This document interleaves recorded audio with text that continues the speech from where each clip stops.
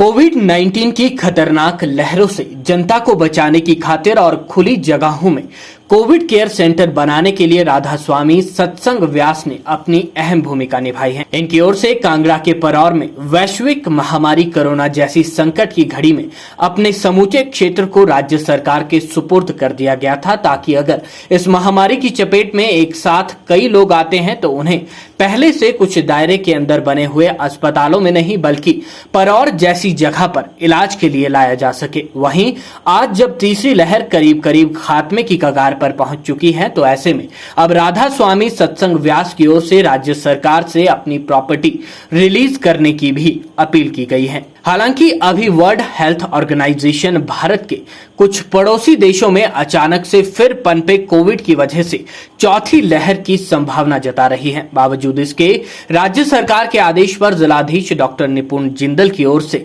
अपनी प्रदत्त शक्तियों का इस्तेमाल करते हुए सत्संग व्यास परौर में बनाए गए 200 बिस्तरों के डेडिकेटेड कोविड केयर सेंटर को डिमोलिश करने के आदेश पारित किए गए हैं। इसको लेकर डॉक्टर जिंदल ने कहा कि अब क्योंकि कोरोना की तीसरी लहर खत्म हो चुकी है और कांगड़ा के ज्यादातर लोगों को पहली और दूसरी वैक्सीनेशन की डोज भी मुहैया करवाई जा चुकी है, तो इसके मद्देनजर अब dedicate Covid care centre Paraur में इंस्टॉल की गई प्रॉपर्टी को कंदवाड़ी हॉस्पिटल में शिफ्ट करने के आदेश दिए गए हैं। उन्होंने कहा कि इसके लिए बकायदा एसडीएम पालमपुर की अगुवाई में कमेटी का गठन किया गया है, ताकि शिफ्टिंग के दौरान सुरक्षित तरीके से प्रॉपर्टी को कंदवाड़ी शिफ्ट किया जा सके। देखिए, एक डेडिकेटेड कोविड हेल्थ सेंटर बनाया गया था परौर में। राधा स्वामी सत्संग व्यास ने अपनी जो शेड हैं उनको free of cost state government को दिए थे और वहाँ पे लगभग 250 बेड का एक जो एक मेकशिफ्ट फैसिलिटी है वो बनाई गई थी।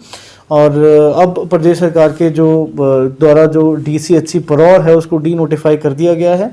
और ये भी आदेश किए गए हैं कि उनका जो इक्विपमेंट है और जो उनका सामान है लॉन्ग टर्म में कंदवाड़ी के अंदर उसको शिफ्ट किया जाए, लेप्रोसी हॉस्पिटल के अंदर।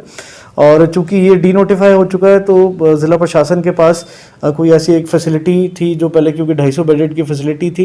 तो उसको अब ध्यान में रखते हुए ये देखा गया है कि हमारे